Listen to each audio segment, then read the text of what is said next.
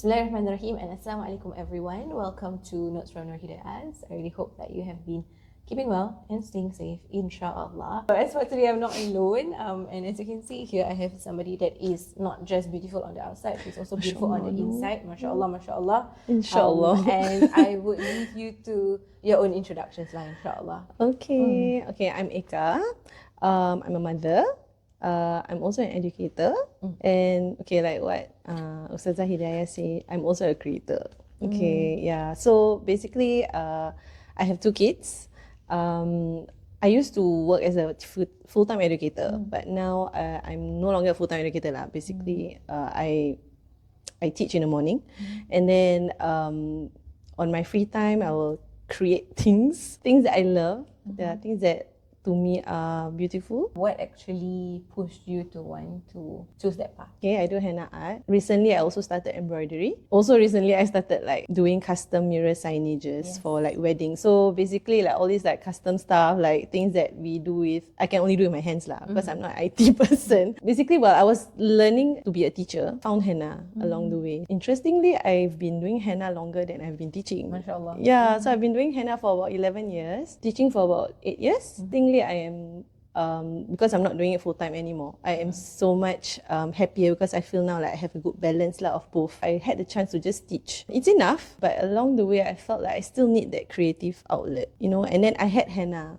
Like it was part of my identity before I was a mother, before I was a teacher, you know. Henna was a huge part of my life. Somehow it is a rezeki lah. That one is really my rezeki. I took up a bit again henna, and then I feel like this is quite liberating because it's a different audience, right? When you educate, you're talking to like little children, whereas like for henna, we are meeting people. So it's really like fulfilling. So I think that's the thing that really made me. It's not easy because it's like it takes up my time, it takes up my free time and my time with my family. But it's something that is very like puas, like very fulfilling. Like that's how I met you also. Yes. She was my bride, by the way. I think I told you this before, but I've been following you the longest time now. Yeah. Like you said, it has been 11 years. Yeah, I think I followed you mashallah. since the beginning. Yeah, like that's since the beginning of the beginning. I know. Yeah, and Yes, I think 11 years ago, I was only starting uni lah. Then at some point, I was telling myself one day, if I get married, you know, I need her to do. Yeah, to do and my at that henna. point of time, when I was doing her henna, I didn't know who she was. One part where you also took a little bit of a break, right? Yeah. To sort out your life, to attend Yes. to what's more important in your Yes. life. So, of course, wishing the best for you, but in my heart, macam,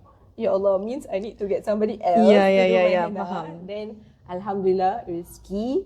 And Then- jodoh. Yeah, jodoh. I think this, like the beauty of doing business, you would say, like macam, it's really like meeting the people who you are meant to meet, like to cross your path. This thing that we do, like with people, like trading, there's so much like barakah in it, and I'm like so grateful to like be able to experience it firsthand through henna. I felt like my hijrah with like wearing tudung and all that at that point of time came hand in hand with like this henna.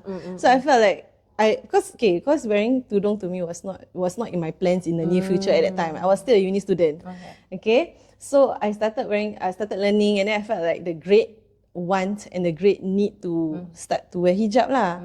It was scary lah because it's something so new.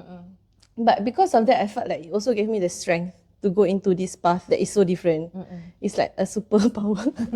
It's like a veil, you know, like how Superman has like a cape. My hijab is like my cape, so it's like I feel safe, you know. So I think that is the macam the beauty and the rezeki that came after that lah. This was like my gift I felt from Allah. From there I felt like I could connect with a lot of people, and it grew lah. It really grew and blossomed. MashaAllah, until MashaAllah, yeah. today. It was not a planned thing, I didn't MashaAllah. like go into uni thinking, okay, I need to get a sideline. No, I don't have. I didn't feel like macam it is a gift lah. So I should continue lah. You spoke about gaining a lot on this journey, right? And you didn't plan for it. Yes. I also understand that, you know, a lot of times when we want to pursue something, we feel like we need to sacrifice a lot of things, which is part of the process. But sometimes in our journeys of sacrifices, be it sacrificing for ourselves, for the people around us, our loved ones, a lot of times it's easier to feel like, you know, I'm losing a lot of things. Yes. But we lose sight of what we are gaining as we continue to sacrifice on a lot Yeah. of things lah. So of course, as the creative person that you are, alhamdulillah, you have come a long way. What fuels your creativity? At the very macam base of it is that I love things that are beautiful. Like who doesn't, right? I like to see beautiful things. Like things that are beautiful to me lah. Every beauty is different to everyone. I also like to make things look beautiful, like my embroidery. So I see like a piece of like a pouch. So I feel like, hey, I can sew this and make this, elevate it. So the next thing, of course, people around me lah, they trust me. I started out doing henna for my relatives, my cousins. We used to meet every weekend. MashaAllah. I have a lot of girl cousins, so I have a lot of macam canvas willing victims. But they were very willing and they were very supportive and there were no one who had any macam bad vibes about it. And it also gave me like a way to bond with my family. It is something that I can be of service to others through henna. So I really love it when like, oh, my cousin is getting married, can I do for you henna? Like at least I lighten their burden or whatever in one way or another, Yeah, so I feel like I'm of service to someone and I love it. Through this macam henna service, I could connect with people lah. No choice, right? 3 hours in front of Like, someone, you need to talk about you something, can't do it in silence. I like to find out about their story. So and people just have nice things to say. I'm just very blessed. I just went with the flow. Just embrace whatever that came at that point of time. Oh yeah, my kids, they're also very supportive. I'm a mother of 2. They are like so supportive. Like my daughter will be like, hey, this is my favorite piece. Like, oh, Mama, this one is so nice. Every new one I make, she says it's her favorite. Like so, oh, mashallah, I feel so touched lah. Yeah, then I'm also very aware that they're also watching me. And like I want them to also know that it's okay. You don't have to be one thing. Like, we have a lot of layers, kan? Yeah, so it's okay to embrace all parts of you. That makes you who you are. Then my husband also very, very supportive because he says that he doesn't have any hobbies. He's like opposite of me. I have too many hobbies. Oh, and then of course, creativity is when you have constraints. Like let's say for example, I want to have something in the house. Then my husband say, you need meh? Perlu ke? I will show you that I can do it with minimal cost. So he's like, no need lah, waste money. So I'm like okay, I'll show you I can do it, like without bursting the the wallet. You still need creativity. Yeah. Right? And then lastly, boredom. Okay. You need to be bored. Definitely. In order to create. I think my henna also started out of boredom because uni break. So I had I won a box of cones of 10. So it was sitting in my freezer. At that point of time, I didn't know I could draw. There was a day when I was just like bored and I was like, okay, maybe I just start drawing. Just literally just draw and imitate one design tau. And that's how it started. A lot of us struggle with boredom. Yeah. Macam we don't like to feel bored. Yeah. We feel like macam we need to constantly do something 24/7. To be engaged, right? Yeah. Yeah. So we have social media, we keep scrolling on our phones for very, very long. Yeah. But boredom helps us to explore creativity lah. And they say boredom is like the birth of art. Yeah. So you don't have to always be stimulated. It gets very distractive and you are like brain dead. Boredom is also a process. Right. Okay, tell me more. It puts you in a position where you will bloom into something. But you need to move through that process of boredom lah. I do feel that when you're feeling bored, you also need patience in boredom. Yeah. Like kalau you tak patient, then straight away you want to find something to stimulate you. You straight away want to go on social media, straight away want to do something. And I do find that essence in maybe examples of worship, examples of prayer, right? Like sometimes some people do feel like macam when I'm praying, macam it feels boring because it's like I'm not jumping, I'm not like doing something crazy. It's very routine, stimulating my mind or what, right? But it's routine, but it's also a process that teaches you patience, that teaches you humbleness. And macam just mental stillness. Correct. I also love that you shared about how you started, and then there was this just box of henna in the freezer. Yeah. Macam we see it as a box of henna in the freezer, but from your story, I'm seeing it as that's the gift from Allah for Perhaps. your journey. Yeah, through someone. Yeah, through someone, and through that box of henna that is in your freezer. And sometimes we feel like, I need to find inspiration dekat luar. I need to find something big to fuel me to do great things. Yeah. But sometimes what you need is It's actually already in your there. your Yes, fridge, correct. in your freezer. Let's talk a little bit more about what fuels your spirituality. Okay. You are a mom, you are an educator, you are a henna artist, you are a creative person, but you are also a Muslim woman at the core. Yes. You are a servant to Allah SWT at the core. So while you move through all of these passions, all of your responsibilities, and your day-to-day experiences, how do you actually fuel your spirituality? Like what helps? Okay, it's not easy. Like truthfully, it is not easy because there's so many things going on. Like as a mom, I'm also overstimulated like by my students, by my kids. Everything is trying to get your attention, and everything needs your attention. It's valid Macam it is my responsibility, and everything is my responsibility. So I think for like as a mother, you take what you get at the point of time. Macam try to make the best out of what you can get. You don't expect yourself to be perfect as you were, not perfect, as in don't expect yourself to be at the same state as you were when you were single, because you are a different time of your life kan.